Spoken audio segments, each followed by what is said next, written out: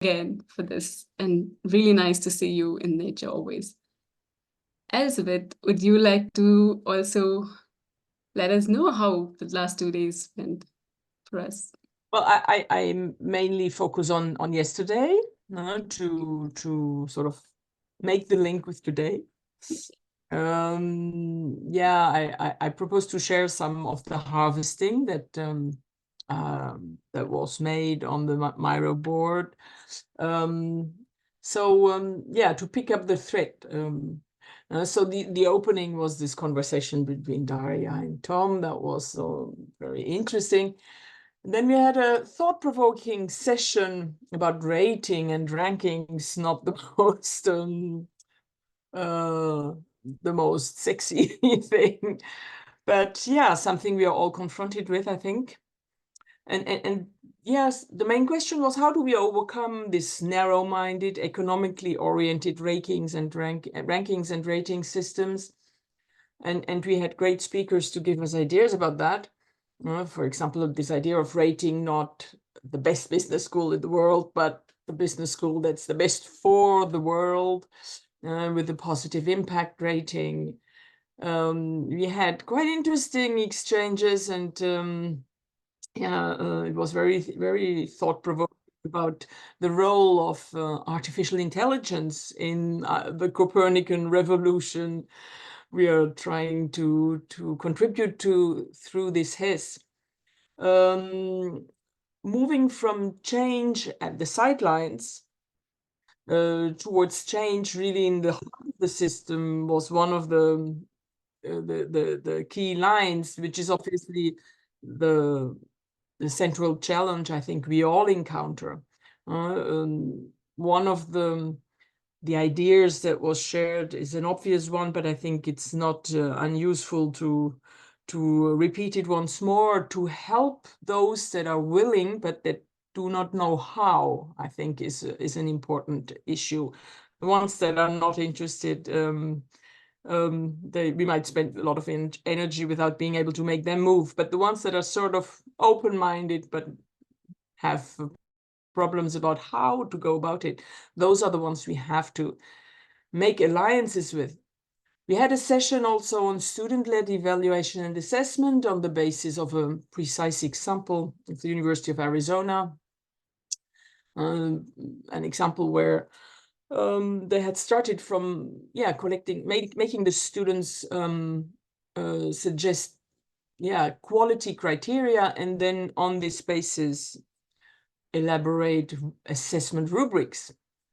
The student feedback that was shared was interesting and mainly positive.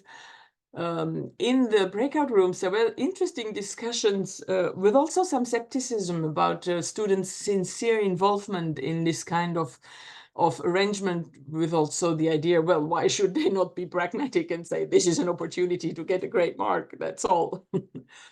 Which made us come to the conclusion that there is also an importance to make them learn. It's a learning journey to be able to self-assess, and you can, I guess, mainly learn it through experiencing it.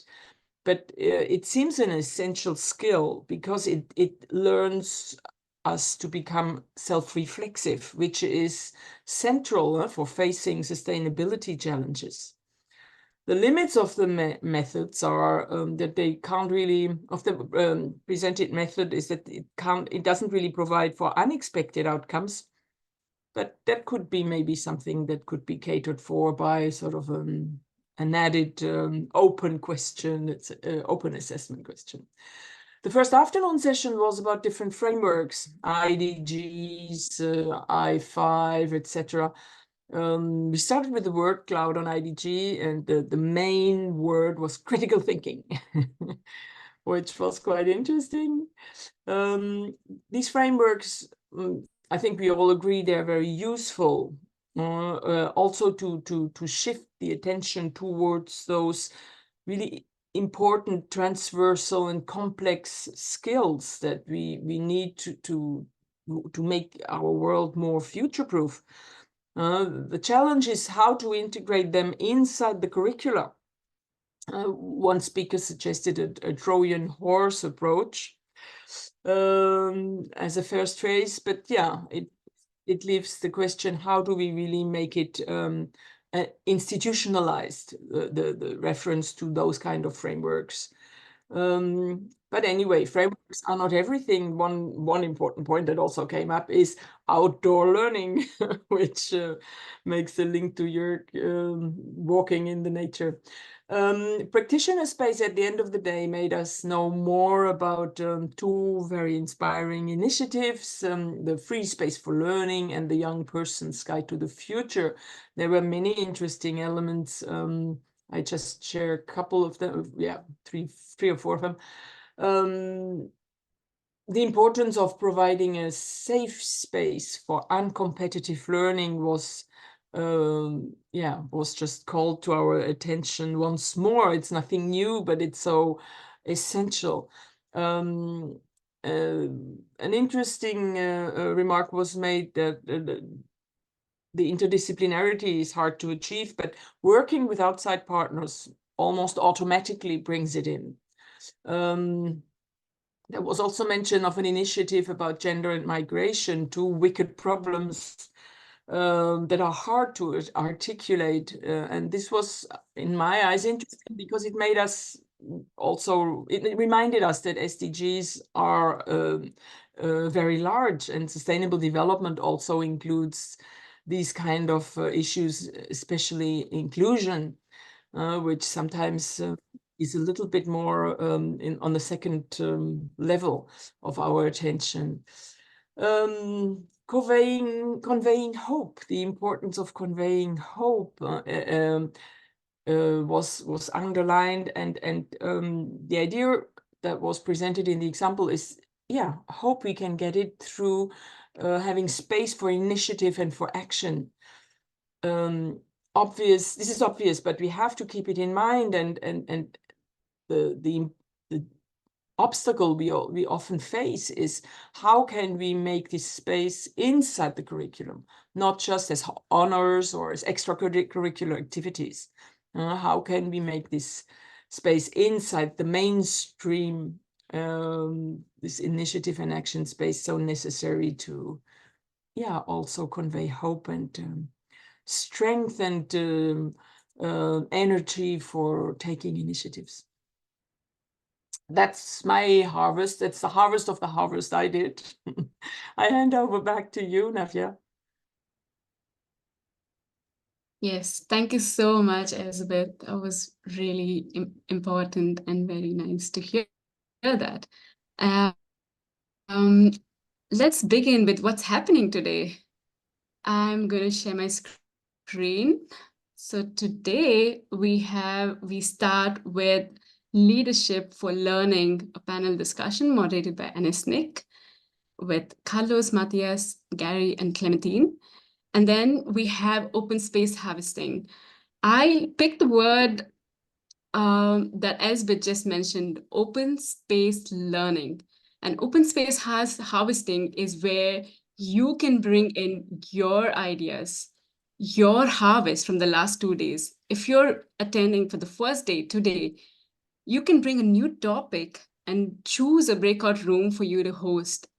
It's no time is the right time. It's when you feel it right, that's the right time. And you are the right person, and you pick the topic and move to a breakout room and host a topic that you'd feel like.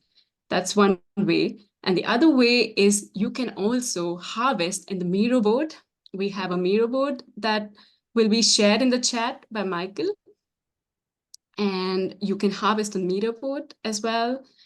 You can choose the way you want to harvest. You can even harvest on your own book and talk about it to us as well, what you harvested for the last 2 days. So it's all about you and your voice, and we're all looking forward to hear your voice. So stay tuned until the end for us to hear your voice, each of you, and to create a collective learning spaces among us. And we are all here with a learner-driven mindset. And let's practice that today as well. Thank you so much. And I leave it to Elisabeth now. Back to you. Thank you. back to me. I hand over to Anna right away because I see time running, and I prefer to have many time for inspiring discussions and for listening to Anna's guests. Okay, thank you everybody, and welcome. Welcome again. I'm really happy to be here first at the opening and then at the closing of the conference.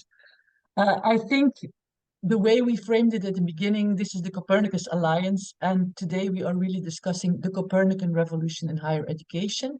And the way we framed it is that since our universities were built in the Newtonian and Cartesian paradigm, we're focused on the facts of the past, on what is, but we forget that history is an open probabilistic process, a future that we cannot know scientifically, but that we have to still prepare our futures, our young people for the probabilities and the possibilities of the future. And this is where there is no teaching, but we're learning to adapt to the changing context of the planet, which is systemic and complex, which comes in the focus. And we said that this conference is really a historical moment because it is the first time that we dedicate an entire conference to this learner-driven dimension. And I feel it's very difficult because teachers then think that it's like a zero-sum game. If learners, we all become learners and we all learn to explore a new future, an unknown future, and experiment with it. It's as if you're gonna pay a price for that because it will take away the motivation or the time or the quality of the learning about the past. And there were several testimonials, like from Navya, who said, on the contrary, it's when you give young people, you start from the vision that young people have and the dream that they have of their future. It makes them much more motivated to understand then exactly how the tools of the past can help them to achieve that. So it is this intergenerational solidarity that then really comes into play. And I think that in the terms of assessment, we're not there yet. We still, it's still the teachers assessing the learners, and that's where indeed learners will maybe try to get the easy way out. But if you assess, how did the learning in group, the co-learning we called it, the collective learning, how did it empower me to, or give me hope?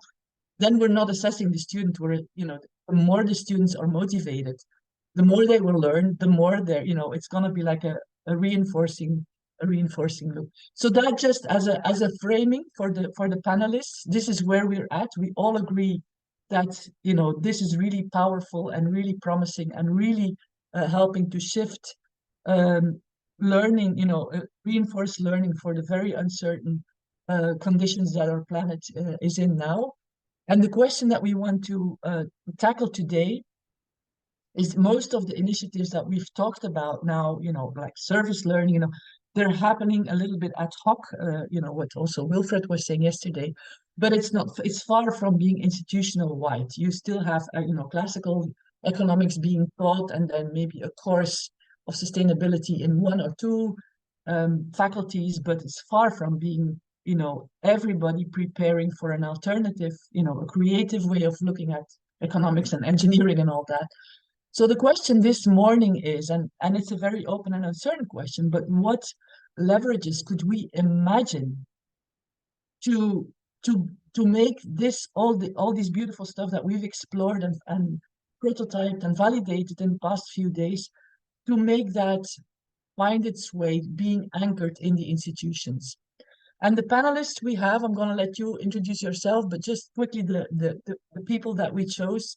We have Matthias Barth, who's the head of Eberswalde University, which is a university specifically dedicated to sustainable development.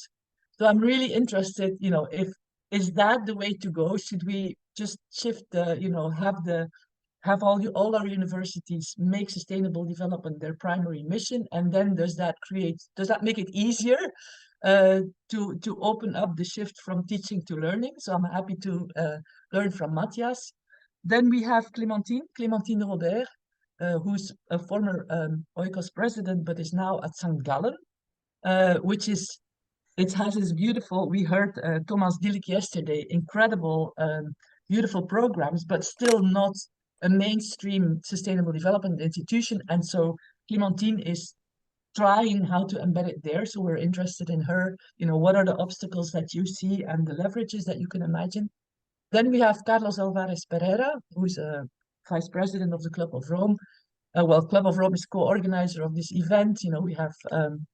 We heard Raad yesterday, working with the 50% and working with emerging new civilizations and youth leadership. So what can the Club of Rome, or what avenues does the Club of Rome see that can help us to embed it, let's say, within here and 10 years from now, it should be the new normal. How can we get there?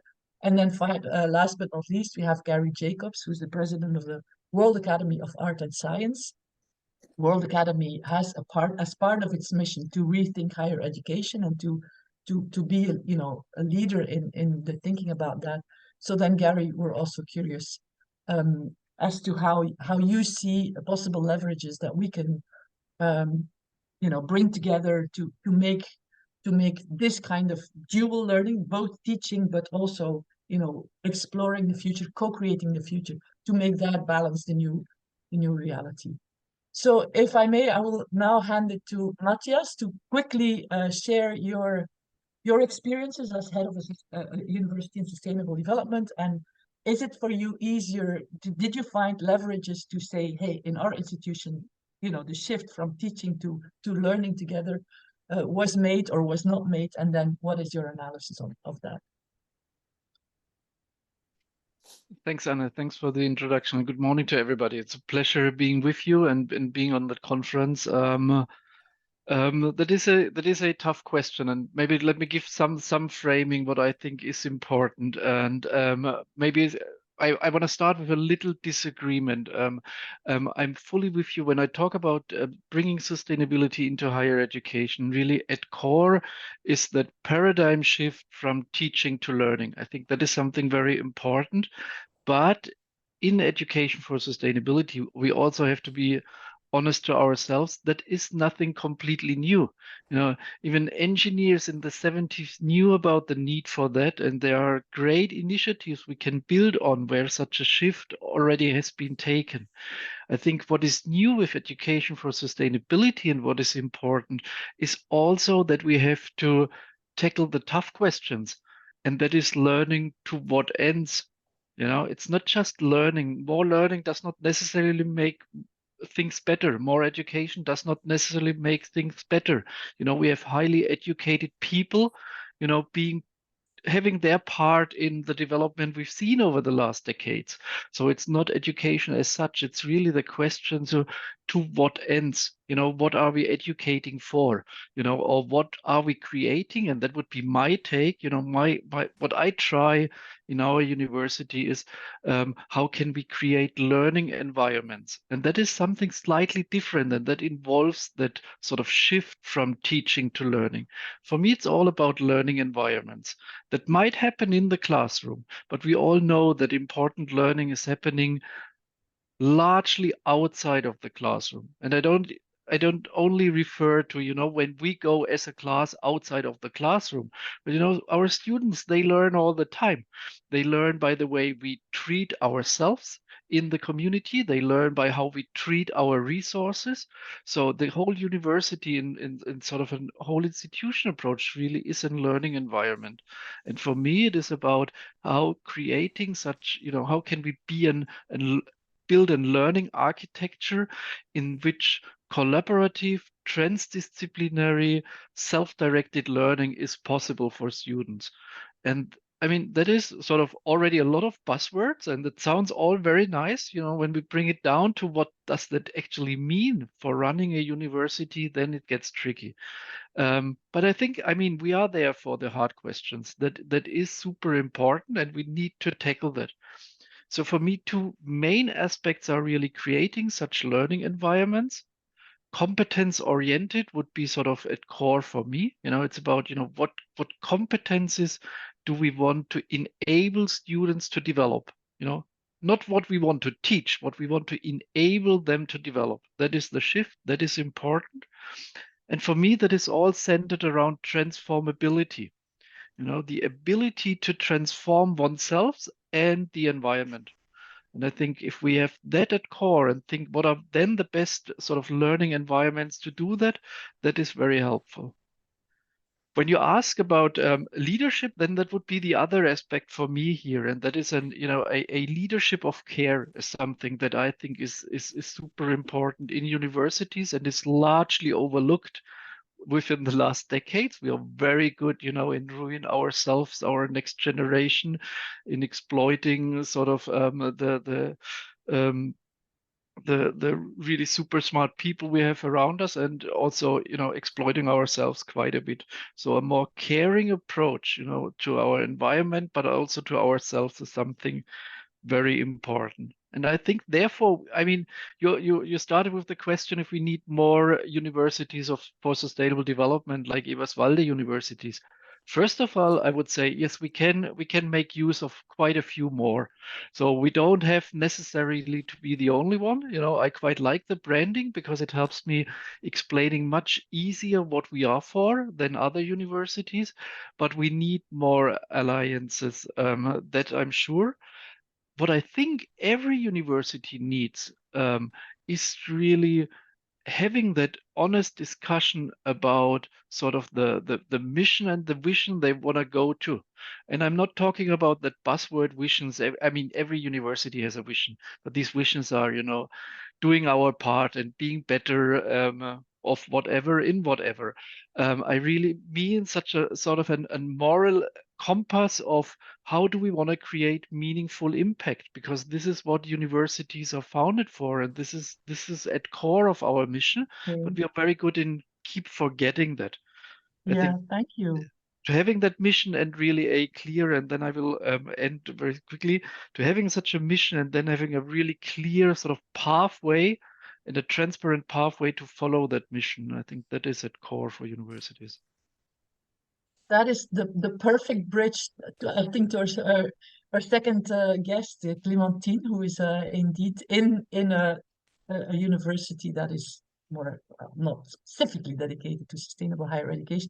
But of course, I agree, Matthias, that the question to what ends, what for, is the primary question. But since we're here on the Copernicus Alliance Higher Education Summit for Copernicus Alliance for Sustainable Development, I think we agree that is what we're here for, to explore how education can really help humanity to adapt and survive on this planet.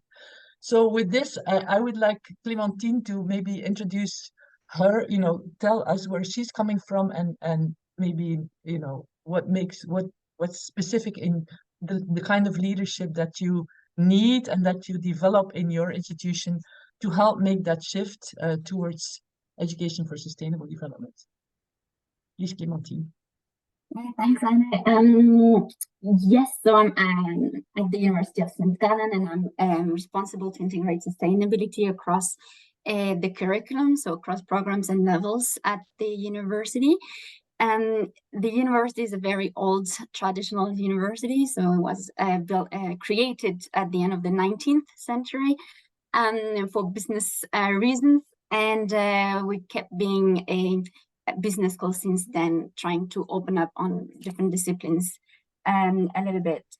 So it's a little bit different from one that got started with this specific purpose of, bringing sustainability into the core and make sure the students have the competences required to face the challenges that are coming up or are already here related to sustainability. So it's very interesting because it's really transforming a culture, right, that we need to do. And so the question is really, how do we, everything that Matthias said, that I share very much, how do we bring that into a university that has decades of history and doing things in a certain way? So the idea here is really to look at what are the different obstacles that we're facing, and then see what are the points of leverage that we can use, right? So when we think of obstacles, we see a lot of obstacles related to the fact that research is more recognized than teaching, for example, for faculty, and those faculty are the ones teaching the students. They have a lack of time also, they have a lack of training, because we are trained, faculty are trained to really research more than teach. And at the same time, there's this freedom of teaching. So to which extent we can also, you know, tell faculty, you need to teach that way or that way. That's not possible. So in addition to this, there's this organizational culture. You were talking about assessment, and there are rules about how we can or cannot assess students, right? So there are also here some obstacles that are more structural that needs to change and evolve as well. So there are different points of obstacles that we see, but at the same time, what we can notice with times is that there are a lot of people trying. And we need to find, and that's my role here as well, is we need to find all those different stakeholders who are already doing superb, fantastic work in trying to integrate sustainability, not just the content, but also innovative ways of integrating it with really student-centered learning methods, and trying to highlight those things and then scale them up. So that's what we are really trying to do. And with this idea of creating collaborative spaces where people can exchange and where people can learn from each other very concretely, not just an idea, a theory on how to do it, but this is done this way already. That can be a way to do for others as well. So we have people doing simulations, we have people co-creating courses with students and running the courses with students on related to sustainability. So then it's about, you know, exchanging and making sure those initiatives are visible and then shared among the different stakeholders. So the idea is really to work with the different stakeholders, students, faculty, like lecturers, the different institutes who are doing research sometimes on educational methods and stuff like this. And at the same time, it's about accompanying all those who would like to start and try to do something, but they don't know where to go, what to do, how to really start with the first step, right? Because it's very big topic. So how do I link my course with sustainability, and how do I do that in a way that is more engaging than just, you know, sharing slides? So we are trying to bring and create those spaces, and also make sure that anyone can support anyone else. So students can support faculty. It's not just faculty, you know, teaching students, but students can also support faculty in doing this and transitioning towards this.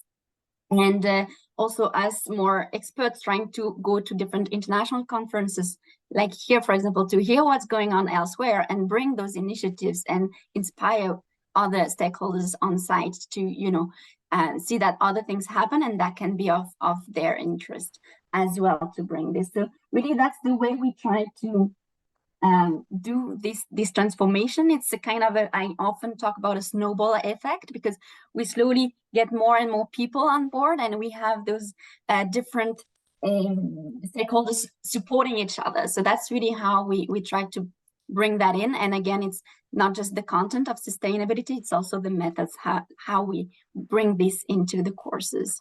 So that's the challenge, but that's also the beauty, and we see more and more interest from all stakeholders on site. So it's not easy task, but beautiful to do.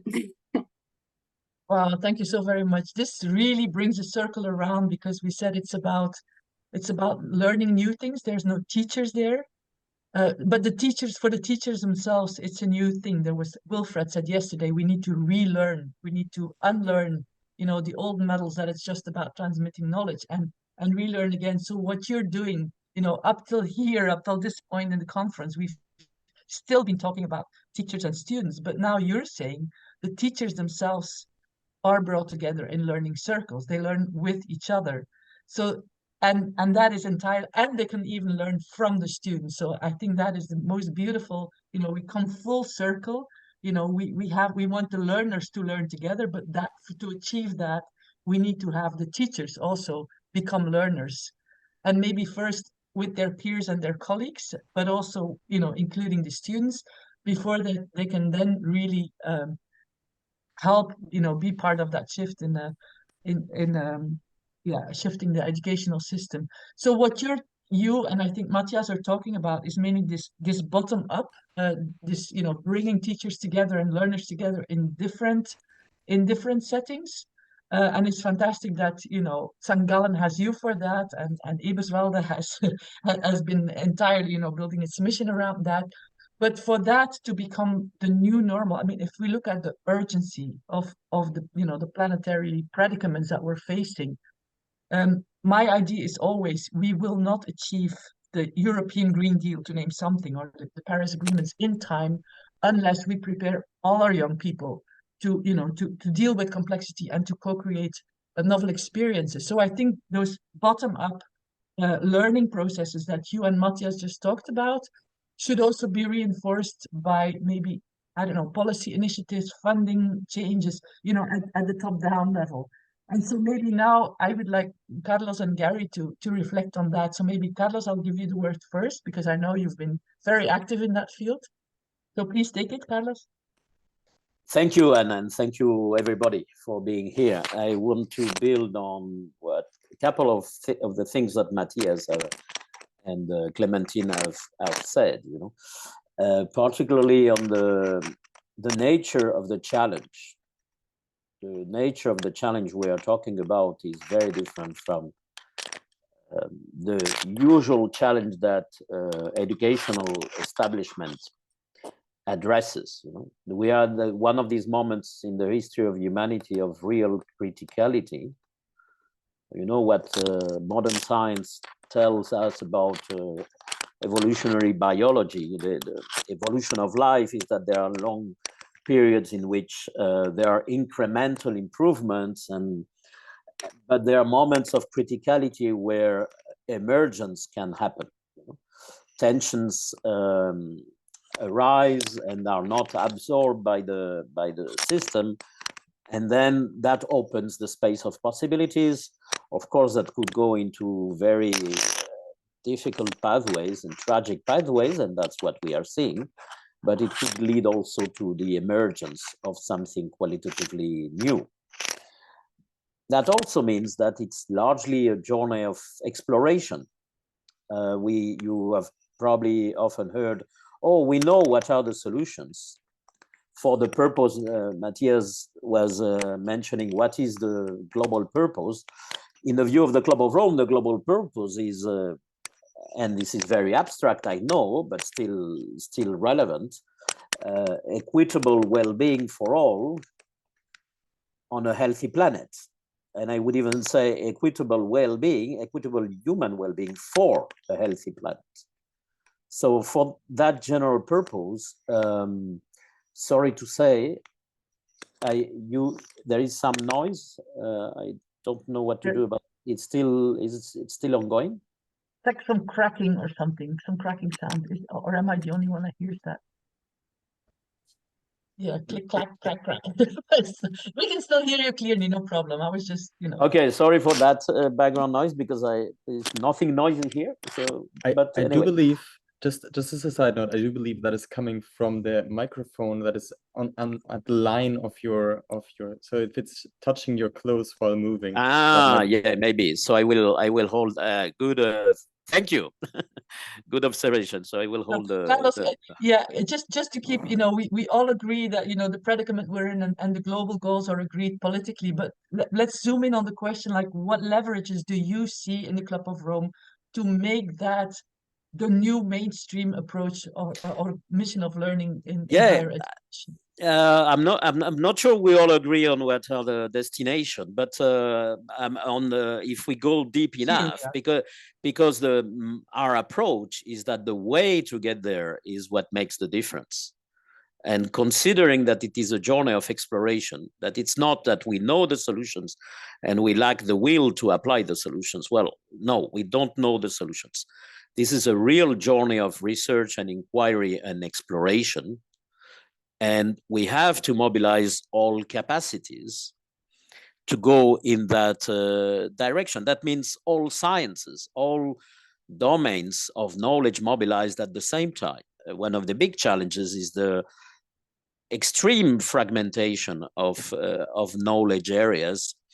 Not only higher education is very close to to research and science and innovation, extreme fragmentation of disciplines and the neglect of many sources of knowledge that are not part of modernity, let's say. So one of the leverage we are in the Club of Rome promoting, together with our friends of the World Academy of Art and Science and other partners, is what if we flip the science model, and the expression comes from the International Science Council, to put it upside down what is the purpose of higher education, but also of research and innovation. And too often what happens now is that this establishment of education and research and innovation is anchored into organizational constraints and epistemological constraints coming from the late 18th, early 19th century. And but the issues we face are not disconnected from each other. That might look overwhelming, but actually we know a lot more about how life works than we use in the organization of our institutions, including the educational institutions. So it's not only about let's recognize complexity, and that weak problems are not weak. Complexity is an essential attribute of life. So if you want to have life, you have to accept complexity. Let's start from there and mobilize all capacities, indigenous sciences, natural sciences, humanistic sciences, artistic practices, all together in a really to create a new model of learning how to learn, which was, by the way, a question that the Club of Rome asked. We are known because of the limits to growth, but in 1979, we published a book titled No Limits to Learning, which was exactly about that, about learning how to learn. And I agree with Matthias, this is not new. Pedagogical revolution started 1 century ago, but we have not learned yet what we know.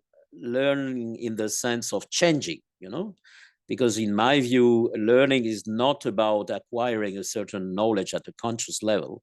Yeah. It's about changing according to that knowledge, Yeah, I think this is a very beautiful summary of the new paradigm of learning to adopt the complexity of life and co-evolving with life, being open, being undetermined, even if knowledge of the past can be useful to create the pathways. But so the question is, you said, our organizations and our organizational epistemological constraints are institutionalized or deeply embedded. And so we have to look now at really concrete political leverages, or how can we put pressure on or invite or co-create learning spaces. Should we convene, for example, the funding agencies to explore this kind of learning? A bit like what Clementine, we're talking a lot about what learning spaces for the students. Clementine is saying, I organize the same, learning spaces for the teachers, and so that they can learn to learn in this new kind of open paradigm. So maybe we should do the same at the level of the leadership, and not just say you should change, but create the spaces where they can explore together what keeps them locked into the old system, and what the courage and the vision they need to move beyond. And so if you agree, I'm just looking at the time, I would also like Garry Jacobs from the World Academy to give his reflections on this and where he sees leverages for leadership. Thank you. Well, thank you, Anne, and thanks to Copernicus for organizing this very important discussion. And I'm sorry other commitments and other conferences prevented me from being through the first 2 days, because the summary itself was fascinating. And what I've heard from the speakers, all of the speakers this morning, is right on as far as my own view is. But I'd like to approach the question, and I think I understand what you and Copernicus are trying to do. And I'm maybe going to take a position that's a little more radical than that. I think the name of the Copernicus is really appropriate for this, because, Copernicus was given the assignment of making a minor correction in the calendar. And he finally found out in order to do that, he had to completely invert the whole thing. And I think that's absolutely the situation today, except much more urgent and much more serious than the task of minor modifications in a calendar at a time when we didn't have timepieces, and nobody was worried about being on time, especially at the levels we are today. In the academy, we start from the other end of the issue, is not how to improve the institution, it's how to solve the problems of the world. And from the point of view of the world, this is really serious. And this cannot afford decades of slow institutional reform, which the educational institution and others have been undergoing for decades. We don't have the luxury of that if we're serious about this. One way or the other, the walls are going to be broken down, and a new paradigm is going to have to emerge. And I don't have to talk about the seriousness of this to the people on this call, and certain to friends and colleagues at the Club of Rome, because we know that, when our study in the academy of all the global social challenges, not just the environmental one, we came to the conclusion that none of them can be solved within the existing educational system and the theoretical frameworks that are being taught in the educational system, or the mode of thinking that we're using in the educational thinking.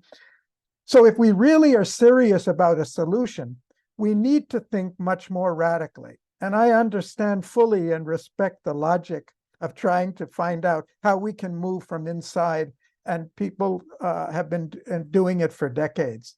So I'd like to start at the other end of the spectrum.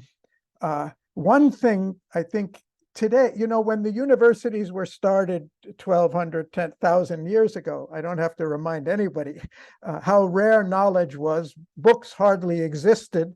The printing press hadn't come. And anybody who was literate was a genius, because to be literate, you have the mark of a genius. Today, the world is full of knowledge. And the academic institutions are not the sole, or in many cases, even the primary repository of knowledge in the world.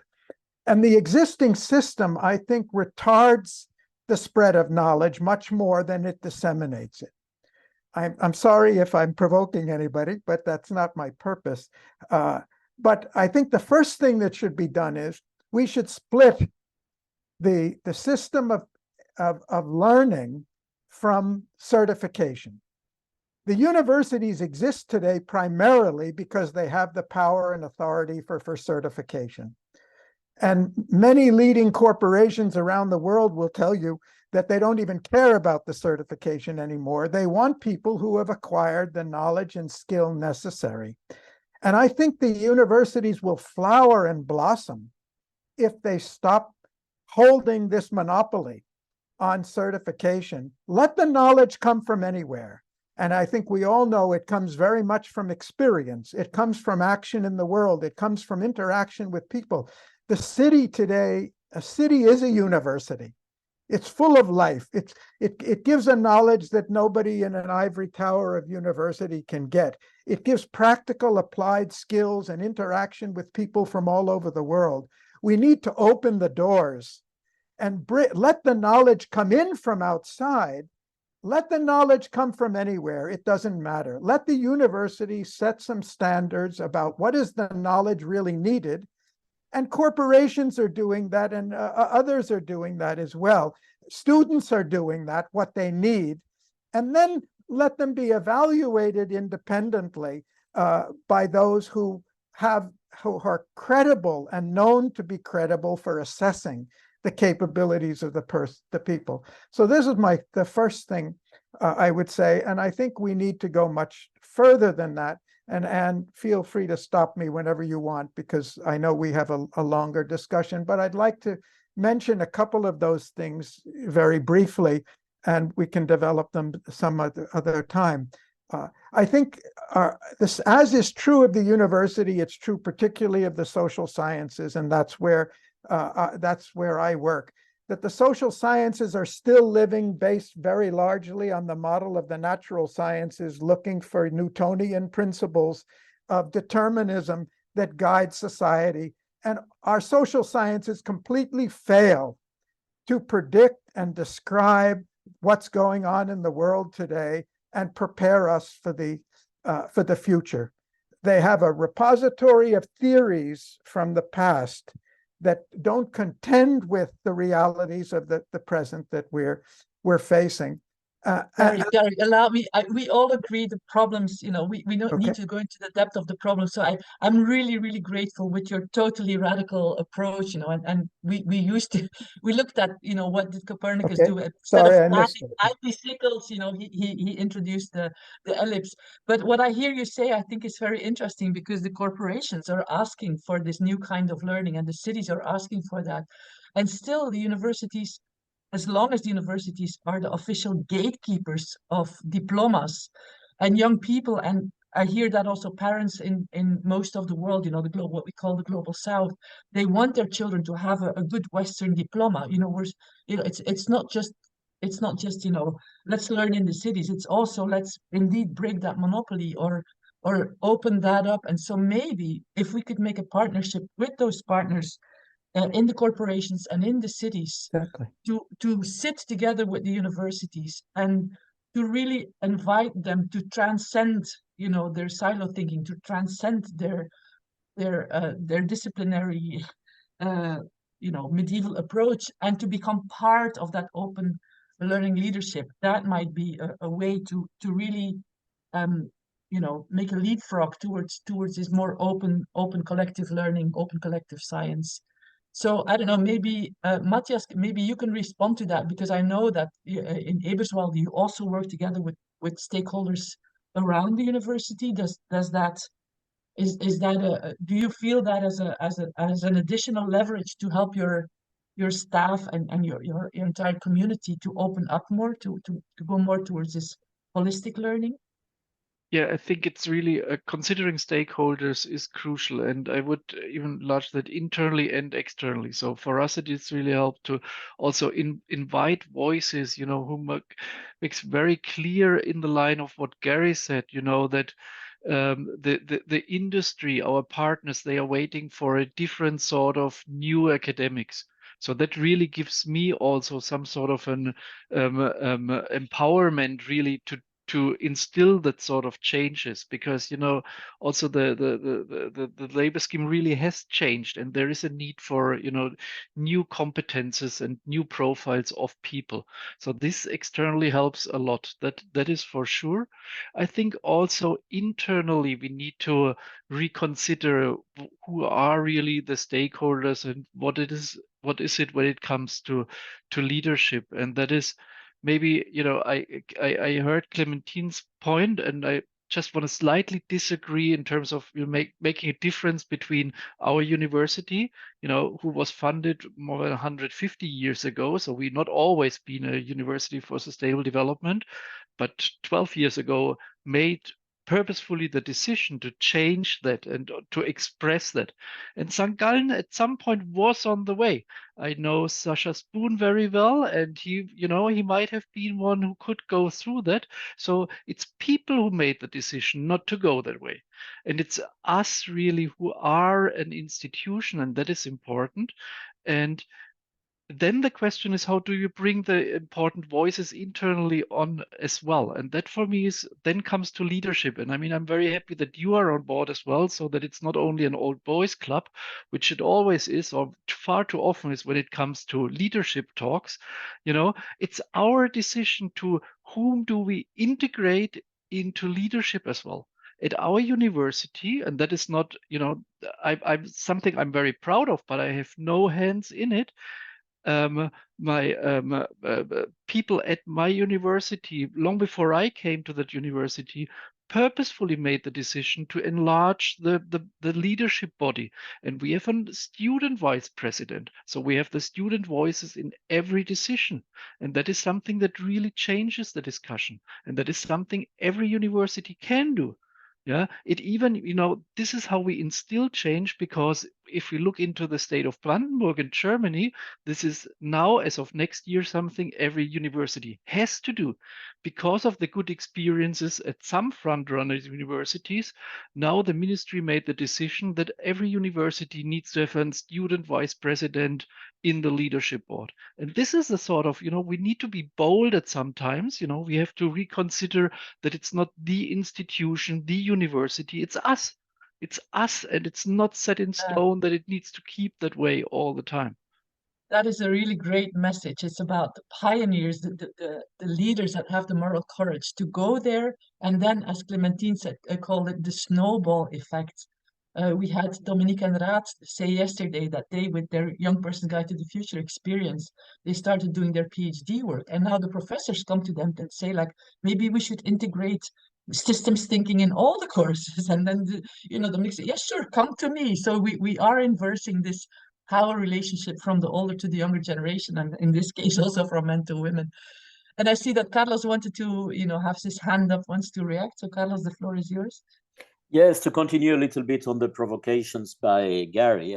Let's assume, Garry, that we are here to provoke and to open minds, And I wanted to mention that now it's the time to become. Sustainability is not a concept strong enough for what we have to do. We are talking a lot about regeneration. And regeneration, for me, one key element of that is that the first step is take as existential for yourself what is existential for humanity. The existential threats that we face are existential for humanity, then they have to be existential for all human organizations. And this is not what is happening yet. I mean, to a large extent, we talk about sustainable development, these topics, but without assuming, if we don't shift, there will be nothing left, So, and I want to provoke you, to challenge you on the notion of stakeholder, because stakeholders are still taking care of stakes. That means of a status quo, trying to discuss improvements of the status quo. This is a totally different game because all stakes are at risk. And this is the kind of conversation, to mention a concrete example of what we are doing. We are working with the Gallen Symposium, and Clementine knows that, on a concept which is the new generational contract. If a new social contract had to be written between the current generations and the future generations, what would you put in that? The starting points for the Gallen Symposium and ourselves, Club of Rome, mentally speaking, in the type of ideas we have, were very far from each other, but we decided, both parts, we decided to get out of our mental jails and to engage in a process which you can call it mutual learning, but hopefully it will lead to mutual metamorphosis, to creating something new out of these, a very well-established institution, prestigious, but very well-established in the existing system, and the Club of Rome as agent provocateur. And this is the kind of things that we look for to do more massively, bring in radical perspectives, open the mindsets, open the mental jails, and get engaged in processes of mutual learning and mutual metamorphosis. I think indeed the mutual learning, the co-learning and the spaces for meeting and discussing are, an emerging element that seems to repeat itself. Garry, you wanted to react to that? And I just want to, I'm just gonna keep it short because I see there's some questions in the chat that I would also like to address. Yeah, I'd just like to build on what Carlos said about the shift from regenerative or to regenerative rather, and expand it even further. In the World Academy, we're working with the UN on a campaign on human security for all. And I'm extending the argument that the regenerative issue is of tremendous relevance the question we asked to a large international conference was, for each discipline, every discipline, not just those related with ecology or technology or business or even government, what contribution can every discipline from the natural sciences to the arts and humanities contribute to preparing the next generation or this generation to contribute positively, to personally and individually survive and grow and flourish in this great period of uncertainty, and to contribute collectively in whatever field or occupation they're in. And I think we have to broaden it to that level of the challenge for human security is the responsibility of every field of knowledge. And every field of knowledge, and I'm particularly even talking about the arts, and all the arts have a tremendous role they can play in educating the public as to what's to be done.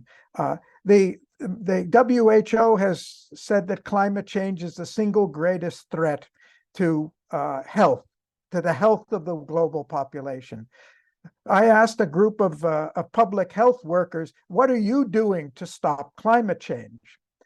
Well, the health worker perceives his job is to deal with the problem when it's created. But public health workers, physicians, are the most respected profession in the world, with the closest link to the general public. What can the physicians be doing to educate their clients, their patients, to build up the global public support we need? So I stopped there just by saying, I think we need it much broader. Whatever discipline, whatever field we're studying in, we need to be learning the relevance and impact to society and how we have to change our perception. And this goes especially for AI, because we've talked to the IEEE and other organizations, the idea of teaching those who are learning the technology, the social impact, the social implications, the social potentials is not part of the traditional education. Everybody has a stake to play and everybody has a role to play. Thank you. Thank you, Garry. We had a short discussion on artificial intelligence and how it can help to make scale up, or it was in a ranking university. So there was some, there's some curiosity about it there. But I think the issue raised about health is really a very good bridge towards one of the questions that I saw in the chat, because it's not just the physicians or the medical workers educating their patients to have a healthier lifestyle, because there's also the agro industry and the whole food industry, and brings us back to the business. How can we create an economic context in where the production of unhealthy food is not economically valid or successful? And it was a question of Michael, the struggle I have here. If I want to have the biggest impact in working with businesses to influence the higher education institutions, how can I get around the fast way of working with the biggest players who are simply not sustainable themselves? So I think there we're maybe facing, or maybe feeling that we're in a catch-22. Because we want the businesses to put pressure on the universities, but the businesses themselves put pressure in the wrong direction to have extraction and productivity. So I would think, I don't know, Clementine, if you have some ideas, because you come from a business school, if you have some insights on that you would like to share. Yeah, sometimes a bit the chicken egg problem, right? So yeah, there are a lot of things that we try to do. So first of all, there are, as Matthias mentioned, there were a lot of different initiatives in the past related to sustainability at the University of St. Gallen. And so over the years, we got more and more alumni in the field as well. So we try to be more in touch with those alumni to understand what's going on in the field, and also how it's evolving according to them, according to what they experience, and how can they, bring that back into the more formal education system of the university. So we try to have them come into courses and things like this. We try to have a sustainability mentoring program also, so the students can really learn from practitioners out there on how things are working, not working, what needs to be changed, and what competences then the students need to acquire now while they are studying so they can change the system out there. But those are more on a personal level, right? It's not institution to institution level. I think where it comes the most is more political. So for us, it's the content, the region putting pressure, or the accreditation system putting pressure also on the university rather than the businesses themselves putting pressure on the university at the moment. However, that being said, we try more and more to show that we need to imagine and co-create another way of doing business. And so then get also information from those players, because the students at the university, they usually like to have hand-on experiences from people, right? And how they are struggling, how they are trying to change things. And so they can also see themselves better going in that direction later. So it's really interesting to see. And also what we see is that you mentioned the funding agencies who can also influence the institution. It's also quite not easy when you go with innovative ways of doing things to fit the boxes. So it's always difficult then to have very important funding in order to create new things and be bold, and we don't know if it's going to work or not, because we are exploring, like Carlos, you were mentioning, right? It's a journey of exploration that we are trying to take as well. So we're unsure about the results, and in the business school we better be sure about the results before we do something. So it's also kind of we try to bring in with the sustainability approach a bit this radical mindset that Garry mentioned, but if we want to move forward, we saw that we could not just be radical and that's it. We need to really put ourselves in the perspectives of all the players and all the stakeholders at the university, inside or outside. And so we're trying to navigate that in order to have the most change as fast as we can things without blocking the process as well, right? So it's a really walking on eggs in some ways, and so yeah, we would love to have more business support to make that transition happen, but for now we do through especially the alumni, to be very concrete. Well, thank you, Clementine. That's very insightful. I think we have already, the leadership should come from the businesses, work with the businesses that want to become sustainable or regenerative, and they can put pressure or be laboratories or offer mentorship to, and bring the alumni back maybe to relearn. I find that also a way of transcending, the linear thinking from here's a professor transmitting the knowledge and then you implement the knowledge, but then the feedback loop comes back from the alumni that bring their experience, talking about Garry, experience from the city, from the outside world back. So Garry, you want to react to that?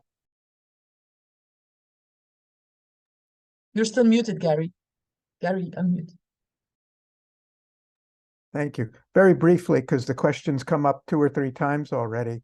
From an experience, last year when we launched this human security campaign, the first organization we went to was the Consumer Technology Association, which is the largest technology companies in the world. And we did it quite apprehensively, or let's say, not expecting much. And when we said that we want to reach out to your industry and your members on the theme that the role of business is to meet the human security needs of the population in all areas, from food and health to environment and so forth. And to our surprise, the industry accepted this and conducted the Consumer Electronics Show, which is the largest industrial show in the world, on the theme of human security for all. And the feedback they had from their members was so strong, they've asked us to do it again this year.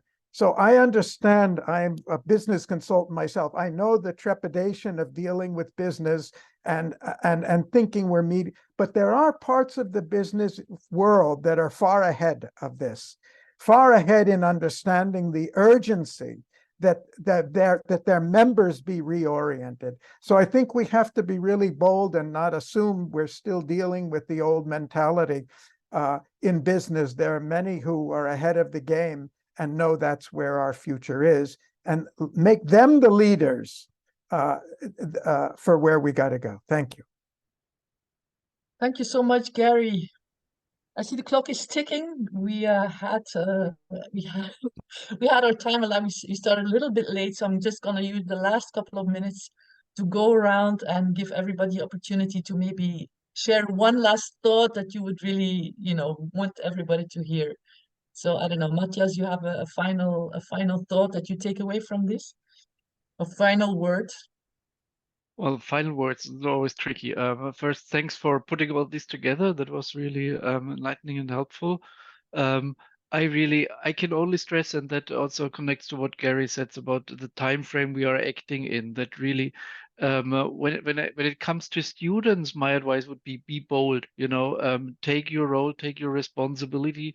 Don't wait to be asked for taking your part, but really take, having ownership in that. I think that is important. And wherever I've seen that, in a respectful way, I've seen many more open doors than closed ones.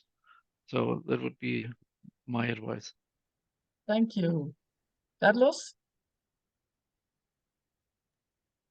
I think a key word is resonance, because actually the seeds of the new, of what needs to emerge, are already there. I mean, you all know cases of really innovative ways, innovative in the deep sense of the term, because many of the innovation we have today is absolutely conservative as far as the shift we are invoking is concerned. So there are plenty of seeds around. They are not connected between each other. They do actually not support each other. So there is a fundamental task of ensuring the resonance, because, as said, this is a journey of exploration. This is frightening for almost everybody. The paradox being that humanity, if something characterizes humanity is as an essence, we are explorers. We have been all the time explorers, but we are frightened because, we are exploring without a map. This is a true exploration. It's frightening because it leads you to question yourself and what you are doing and what your industry is doing. And so the solidarity between the fellow voyagers in this journey of exploration and the resonance is absolutely critical. Let's be humans again, not stakeholders. Be humans again and join hands. And the journey is frightening, but it is also exciting. And wow. Copernicus Alliance as the resonance space for the pioneers. I love it. Garry, you want to have a final thought? Well, apart from thanking you and all at Copernicus and all the participants, because this is a wonderful discussion, I just one thought. In July of 1989, this is a private information actually, but Chancellor Kohl of Germany and Gorbachev met privately. I happen to know somebody who was in the room at the time, to talk about the future of Germany. And they both agreed that German reunification was inevitable and it must happen. But they also agreed, July 1989, that it would take at least 30 to 50 years. And if anybody was in a position to know when it would happen, these two individuals probably should be that. And my reason for citing it is, I think we need to look at education is the most important institution we have in the world, as far as I'm concerned. The difficulties we have is we're just changing so fast that none of our institutions can keep up, and education isn't keeping up either. None of us are keeping up with it.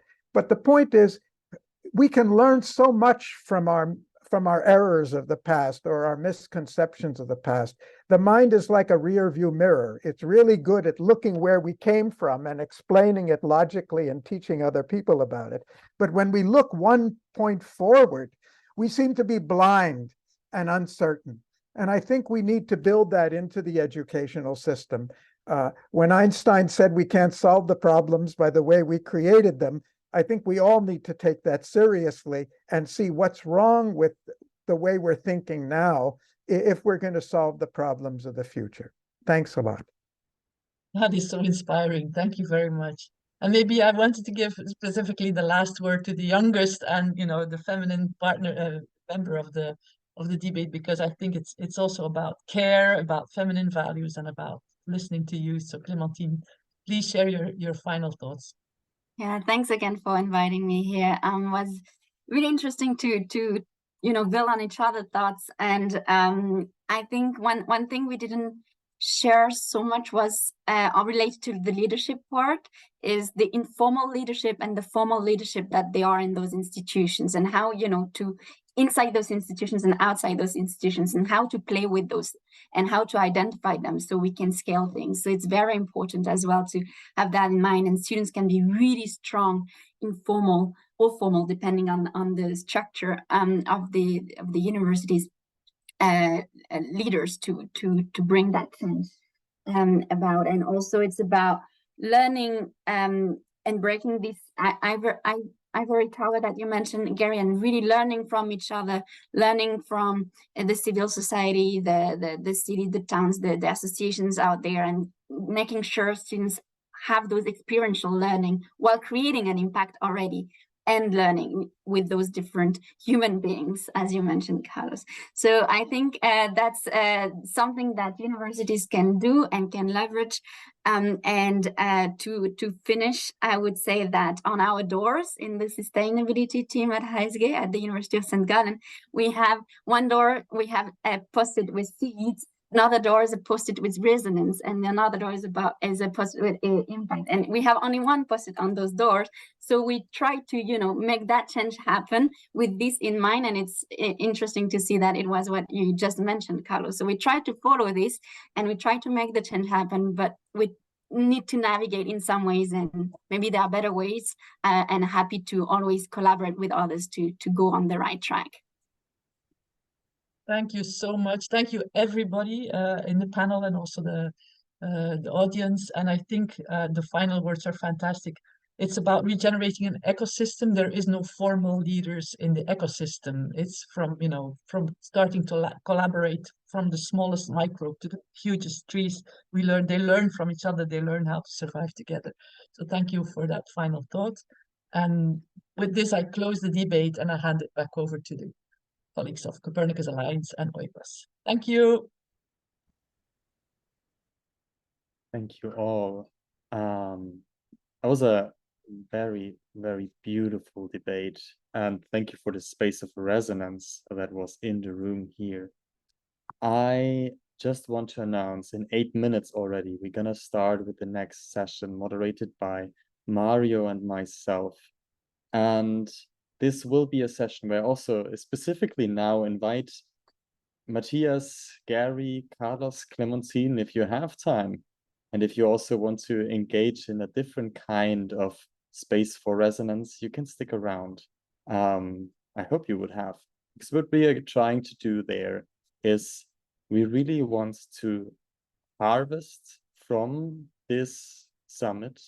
We want to find ways to come together, create those ideas that are just right now emerging from the summit. And we want to find ways for commitment and how to move on, how to move ahead, specifically in the next months already. With that notion, I send you all into a quick break, and we're gonna be back in now 7 minutes at 10:30 CET. See you then. And reflect upon the past 2.5 days. My name is Mario Diethard, and together with Michael from oikos, we want to invite you in the coming hour to do some open collective space harvesting. We want to know what you have learned during this summit. We want to gather main findings. We want to deepen our understanding by sharing our learnings with each other.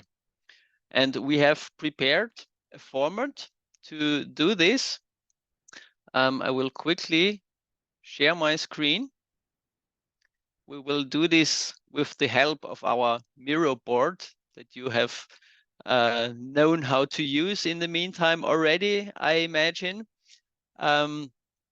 We want to apply a method that's called 1, 2, 4, all. It's rather self-explaining. So what we want to do now in the coming about 60 minutes is to reflect and look back at what we have learned.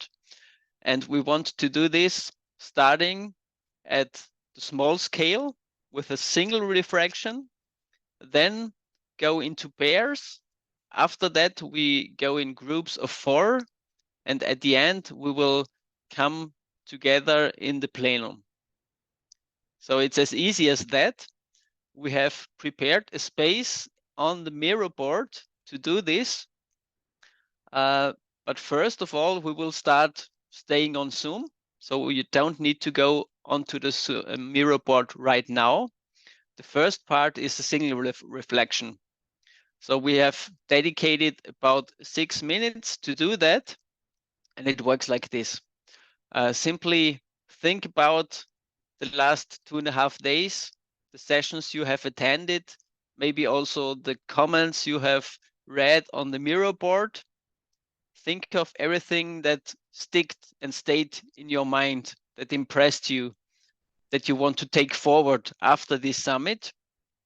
And also think about the question that we raised for this summit again. I remind you about that. So how can we foster collective transformative learning and structurally integrate it into higher education to make it future-proof? Repeat that question for yourself and think really deeply about it. And then think about the 3 main ideas, the 3 main learnings that you have taken away from the Higher Education Summit so far, and bring it onto paper.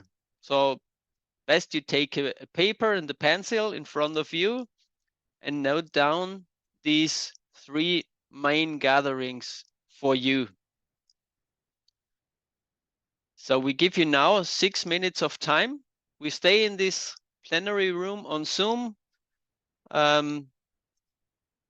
Think for yourself. Michael will support us with some music, I guess, during we do that. So I have to close my screen to be able to do that. And I think Michael will share his screen now and sharing music so that we can start this first activity. After 6 minutes, we will come back to you and ask what you have found so far. And then we will go into the next phase of this open space harvesting and group up into pairs. So now let's start with some individual reflection.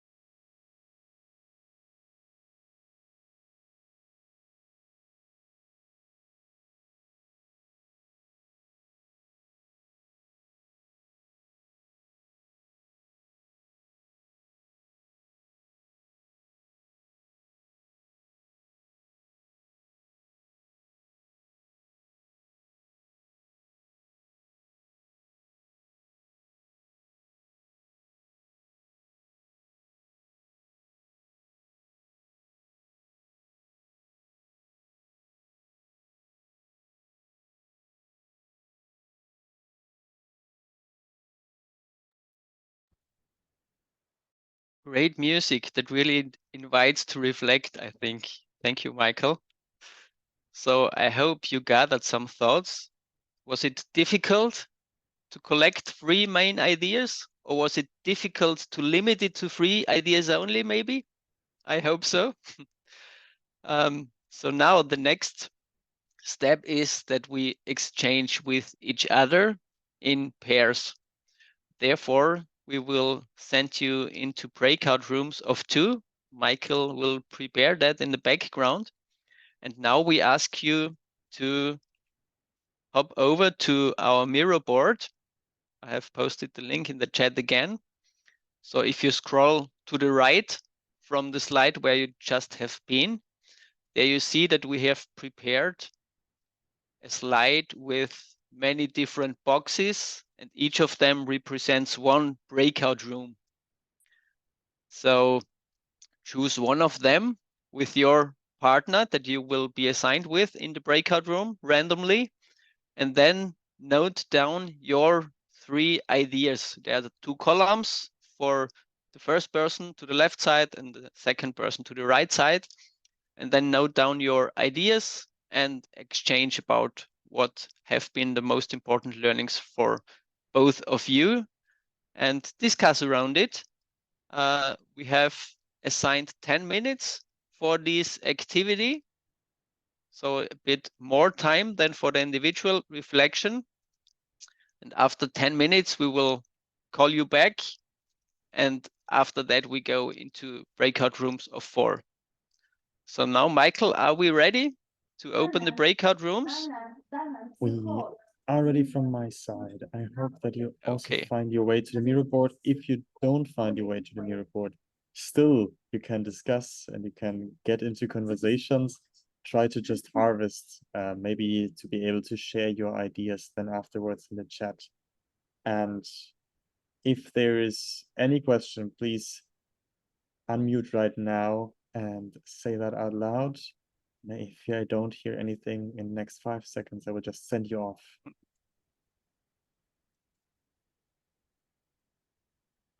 And off you go.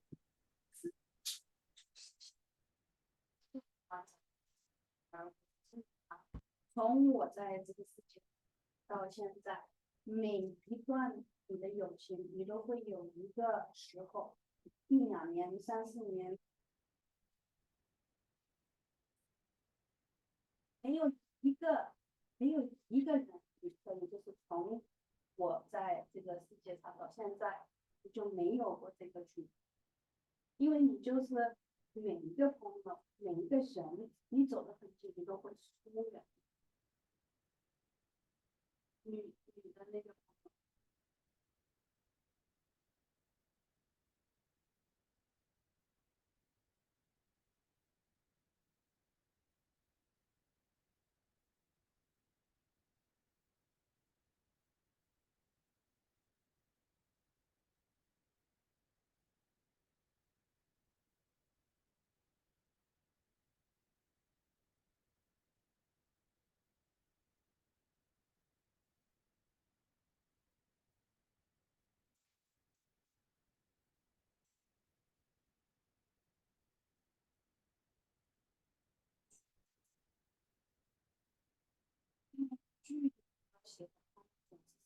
Time was too short, as always, at least in the room where I have been, even though we had almost 20 minutes to discuss about it.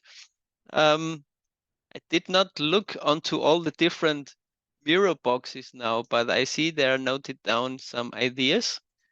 So hopefully you could take away something very concrete that you will be doing right now in the next days to follow up this summit. Inform other people maybe also about it, something that really can make a difference in the world soon. So now we are back in the plenary. You had the chance to reflect individually, in pairs and in groups, and now we want to do this collectively again. So the open space harvest is open. We want to give the floor to you now. All of you have the chance to comment and share their thoughts. So we have some 15 minutes time left. And we want to ask you about your highlights of the Higher Education Summit. Maybe you have several ones. Maybe you have that one highlight that stood out for you. Just share your thoughts or raise your hands first, so that we know that you want to contribute something. It's as easy as that. We can simply open a discussion, and then everybody can get the word for some time. So I open the floor to all of you, invite all of you to contribute. What has been your highlight of the Higher Education Summit?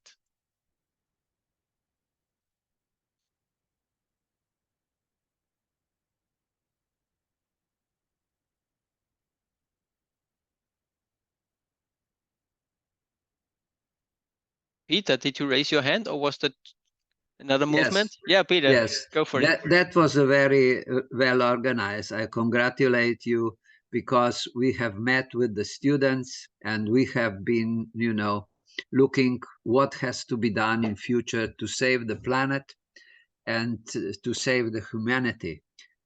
I think that we have had enough evidence that this is very important. And I would say that the most important thing is that we somehow wrap up all these ideas which have been here in some document, which will, let's say, enable us to communicate these ideas to our universities, to our wider community. And this is very important. So I would ask the organizing committee to somehow collect the ideas from the presenters and discussions and wrap them up in a document which will be distributed to us.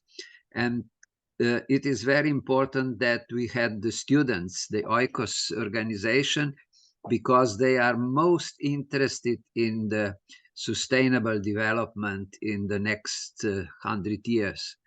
And this is very important. So we have to enable them to cooperate with the professors in this respect. And they have to set up, let's say, an agenda how we can really realize the Paris Agreement, not only in the country, also at the university. And we had some ideas, Mario knows them, how we can organize ourselves at the Copernicus universities to show the world how it has to be done.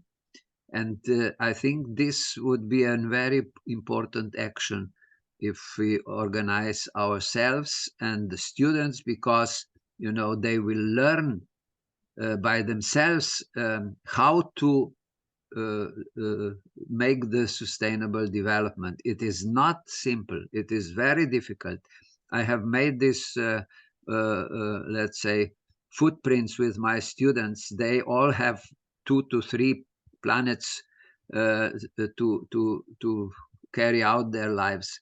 So they have to change, or we have to change our life, our habits. And this is very important, so they can learn how to do it at the university.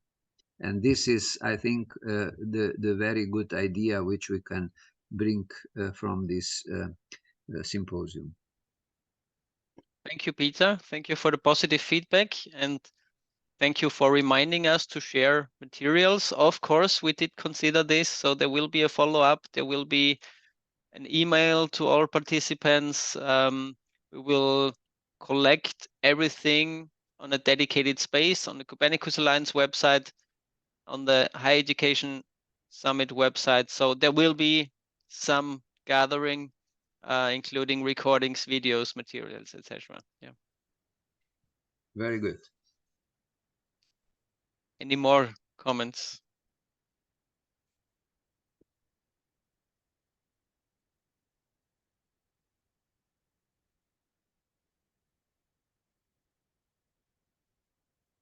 I guess comment Ah. some. Oh, sorry, Caroline. No, go ahead, Carolina.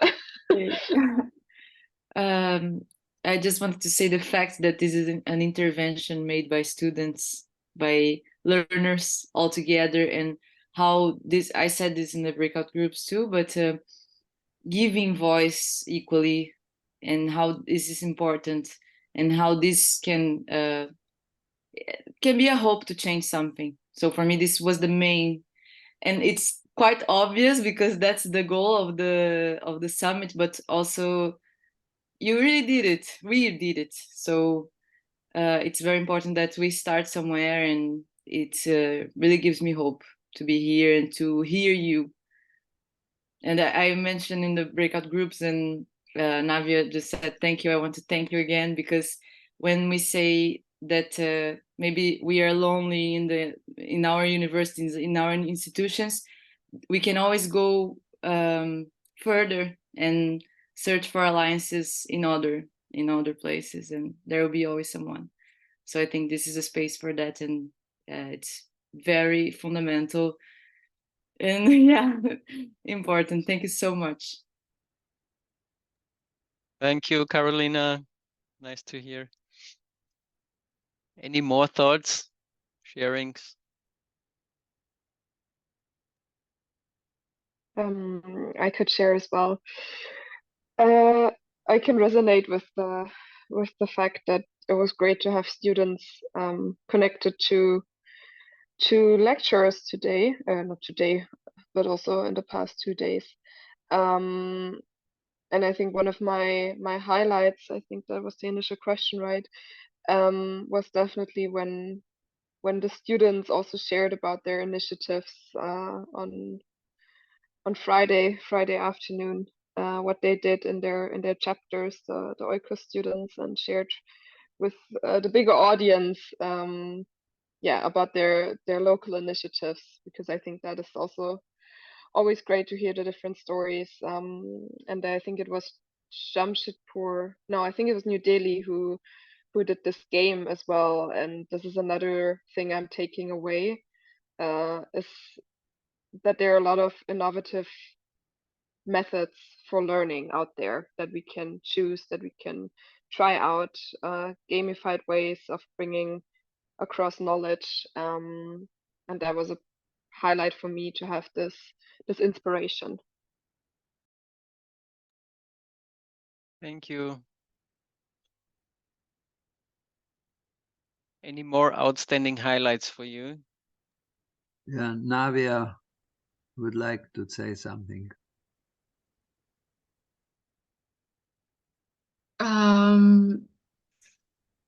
Yeah, for me, I think it was play that stood out. It was a highlight of this whole 3 days.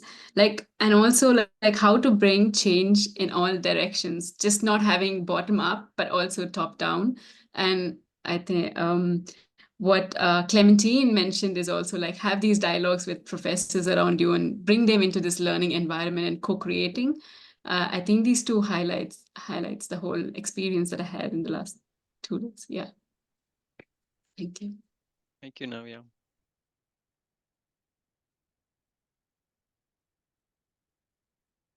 Elisabeth.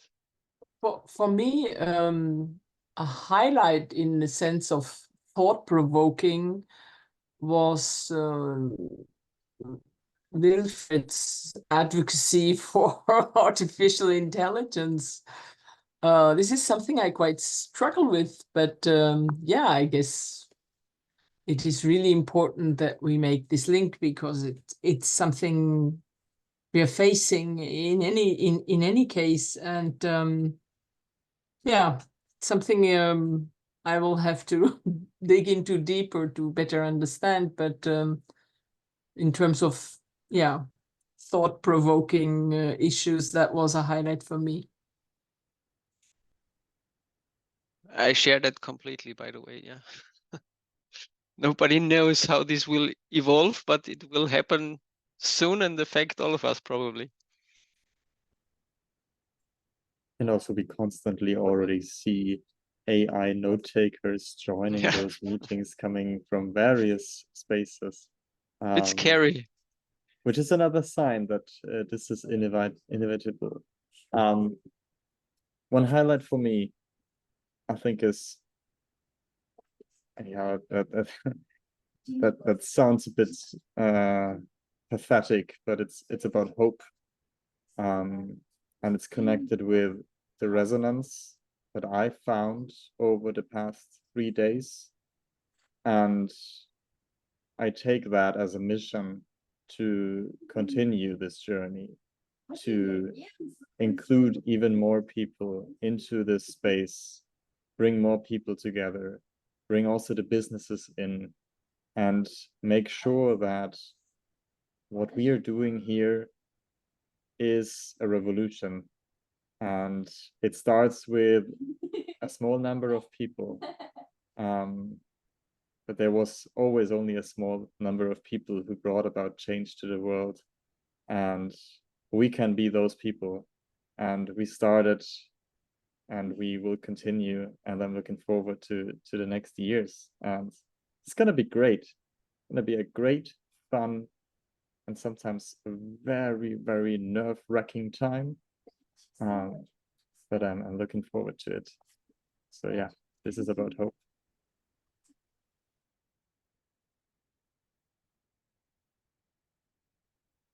It sounds like very nice closing words already. Can't get any more better, I think. Are there any more comments? Yes, I think. Yes. Anne. Anne, please. Am I? Yeah, please go ahead. Yeah, okay. I think a highlight for me, or a new insight, came last night when I heard Raad and Dominique speak, because they did this curricular activity. Okay, it was embedded for in a honors program, because that was the only place where KU Leuven would allow it to take place. And all the students said, we don't do it for the extra diploma. We do it because we want this learning experience. So that was one thing. And then so the discussion is, but if it's like some extracurricular thing and it's not imposed or mandatory for everybody, is it going to have impact? But then I see those, like Dominique says, she now works in a PhD, and of course she can't, she's seen the bigger picture. She can't unsee it anymore. So she starts to work in that way. And then she has her colleagues say, wait a minute, maybe we should embed systems thinking in the university or in my course. So it's not either it's on the side or it's, top down imposed. And it can be a seed that then cracks the vase. And then in the next generation, and I'm talking about, learning generation. So in 2 years' time, the next, it can go, what Garry was also saying, if we can do that, trust the people who do it, who pioneer, whether you get a diploma for it or not, but stay connected with the university, come back, and then they start talking, whether they are in business, and say, this is, I had graduates from the Young Person's Guide to the Future who work for business, and they said, we were selected because of this experience than because of our, whatever master degree. So I think launching it in the margins on a voluntary basis, but then keep connecting with those graduates and supporting them in their new positions, then they can start embedding it. And we don't need to first convince maybe the ministries or the funding agencies. It's this dialogue that then, so that was for me very hope inspiring and made my day. So thank you. Thank you, Anna. So now some, sorry, Michael, some interesting ideas that we still have collected right now. I think I hand over to the final closing to Michael right now. And let's be very honest with all those people here in the room. We haven't planned how to close this. We have just reserved another 30 minutes to be able to wrap up the conference, to be able to speak final words. And from my perspective, we found an amazing way to engage over the past 3 days. And I'm so glad for everyone who is still here. And I just would like to invite actually each and every one of us to share their final words. And there are famous final words. There are final words that mark an ending, and at the same time, those words are always about a beginning. So I invite us all to say the most pathetic thing that they can think of. So we just close with a round of the voices in this room. And I don't dare to start because I have not yet figured out. But the way how we do these kind of rounds in oikos is first of all, we allow silence, because silence is not uncomfortable. Silence is a sign for minds thinking and for hearts feeling. And when you feel your heart beating a bit faster, a bit stronger, then that is your sign to speak up and to speak to something that is coming truly from yourself. And so we'll just give ourselves this space here, and whoever gets the sign can unmute and speak their words.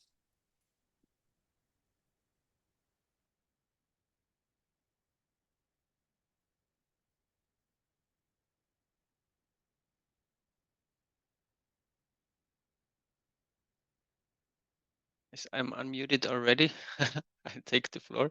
So I like your words, Michael, saying that the end is not the end, it's the beginning. So that's what I take away right now. Yeah, we continue working.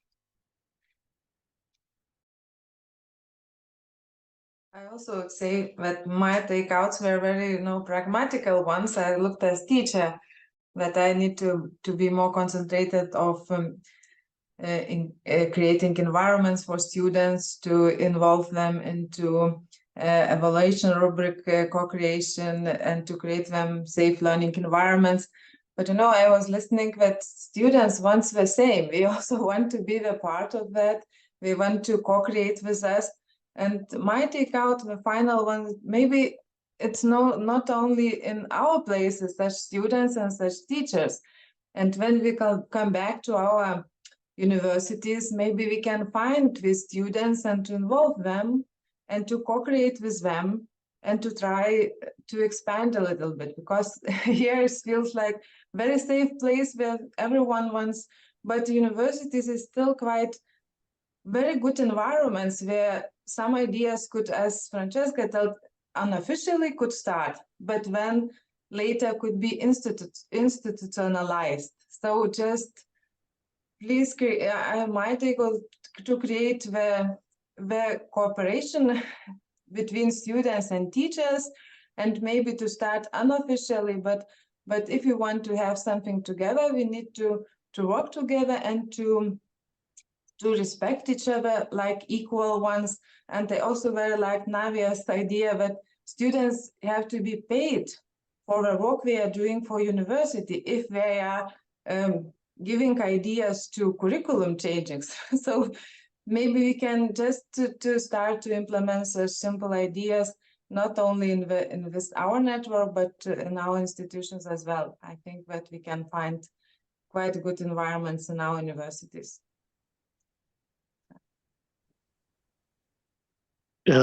If I might something, because I have to take the train in a few minutes and go out of my forest. It was immensely encouraging, and it is also, I think it's interesting. There's also a pattern behind that there's also the way organizations are organized. I don't think it's a coincidence that all involved here is the oikos. Copernicus Club of Rome developed greatly from external view as soon as they introduced co-presidents and as soon as they enhanced the number of female persons in the presidencies. So it's really, I think that's a very encouraging thing. Because like for a long time, like student groups, they said, oh, everything must be cooperative. And cooperative means, in fact, no one wants really to do the work and no one is really responsible. So I think these patterns of having several enthusiastic people having responsibility but also having several people with clear responsibilities who are active at the same time. I think that's a great pattern I observed in all involved organizations. And maybe that would also be a great pattern in companies and so on.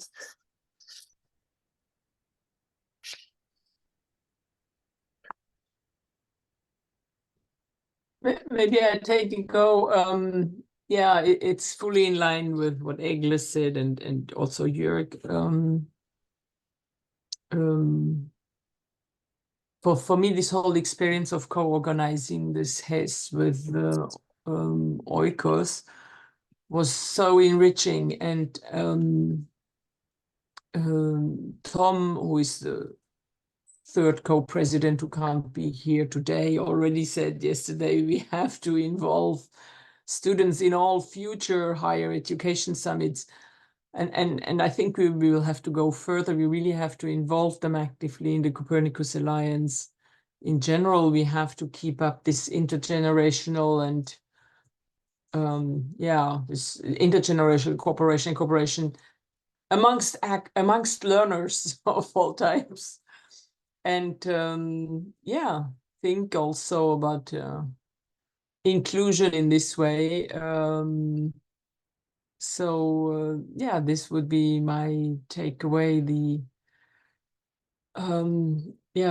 enriching impact of this collaboration. And thank you very much for the friends. They became friends now, I think. They became friends. The friends from Oikos and for Oikos as an institution, to Oikos as an institution as well.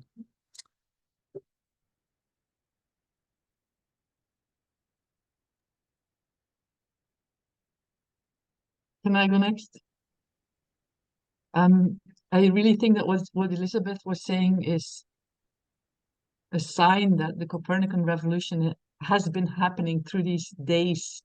Because I remember the previous higher education summits, it was always teachers thinking about how we could change the curriculum to teach about sustainability and teach 21st century skills and teach and teach and teach. And it's the first time that, thanks to the collaboration with SOS International and Oikos International, we made this higher education summit a safe learning space for learning together, for learning with and from each other. And your testimony, Elisabeth, just shows how powerful that has been and how powerful that can be. And I think my dream for the next summit, or maybe for the future in general, is that I could still feel we're institutionalized in these vertical relationships with teachers and students. So when we talk about learners, we tend to think of the students alone, and we forget that the teachers are maybe now the key learners. Because as long as they're stuck in the old epistemological and institutional lock-ins, as Carlos was calling it, it's going to slow down, and hamper the energy and enthusiasm and the creativity of the learners. So maybe next year we could do shift the focus a little bit more on the staff again, the professional educators, but with the focus on not how they can facilitate the student experience, but how they can learn now, from the Copernican revolution. We create a higher education summit as a place where staff, professional educators, learn to open up and to be part of these learning spaces, and maybe have the students facilitate them. And then indeed, as Navya was saying, so also validate the students for that, and not just, again, assessing what the students, but assessing together, how empowering the experience was. Because if it wasn't inspiring and empowering, you will be very involved, and so you will learn a lot. So it's again this interweaving of the space and the learning that takes place in the space, and not the space being a means and then the student having to prove that they learned something, but being part of this, or the learner. So that would be maybe my final conclusion. I think it was incredible, fantastic. It was a historic moment, and for me now the next step would be, let's bring this to all the call it professional educators, and turn them, what was said by Wilfred yesterday, relearn or maybe unlearn and relearn again to become learners as well. And I think the Copernicus Alliance, together with oikos and other student movements and the Club of Rome and the World Academy, we could be a powerful platform to promote that. So thank you very, very much. Gratitude is my final word.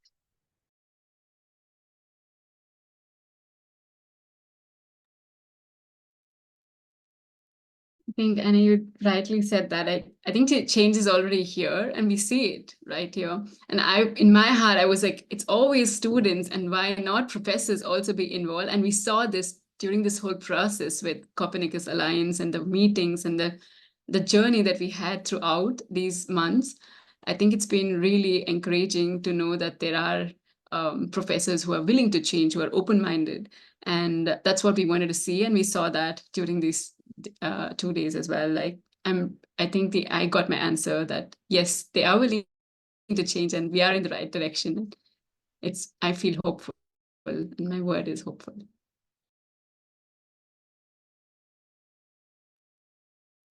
I would say then my word is telling new stories. New stories that already started, but telling in a different way, with different voices, all the voices.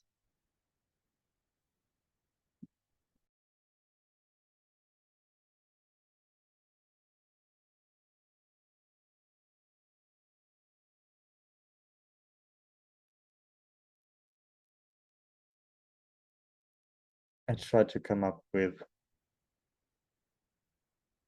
some kind of a true quote, and then I was like thinking about, oh, what could I choose to express? And I think it's a combination of those friends, those people that I met in the past years, who all influenced me. And a friend from the Philippines here, she said she's a video production owner, or she created as a Filipina, as a female Filipina. She started this video production company and is one of the first in this field. And she was so kind to give me a little masterclass on storytelling. So we were sitting in a lobby of a hotel actually, and she was kind of trying to bring some of her wisdom, what she learned, also into my field, into this NGO world. And what she said was, my story was good. My story was a good story when, after you have heard it, you have been transformed. Something in you changed. And for me, that relates to learning. And I mean, we can learn through stories, but that's kind of the center, what it is about. I need to be transformed. And one of the most important stories or moments that I ever experienced where I have been transformed was 10 years ago in a little hut in Thailand, where I was sitting in a circle with a group of young Thai people, and we were pretty wasted. And one of them was continuing to say the same words, the same sentence to everyone in the room who it would fit at that moment. And he always said, you are hearing, but you don't understand. You have to listen. And I think that is then what is most important skill. Listen to actually understand. And we did an amazing job in that in the past days. So that's how I want to close. Thank you all. Listen and read.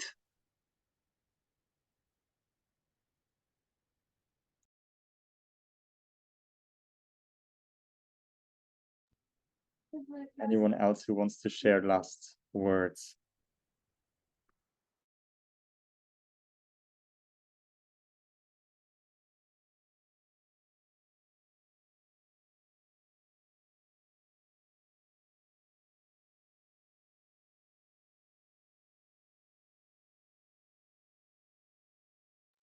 So let's say listen and read and do what you talk.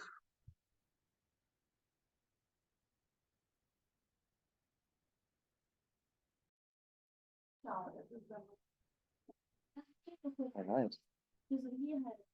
Then I would say it's a wrap. I just take this honor to finally close it, and to make that also an oikos thing. The last thing, no more words. You can just leave the room after that, but I need both your hands. And what we're gonna do is a clap. It's just one clap. It's not an applause. It's just one clap. And we try to do that together. So we're gonna clap in 3, 2, 1.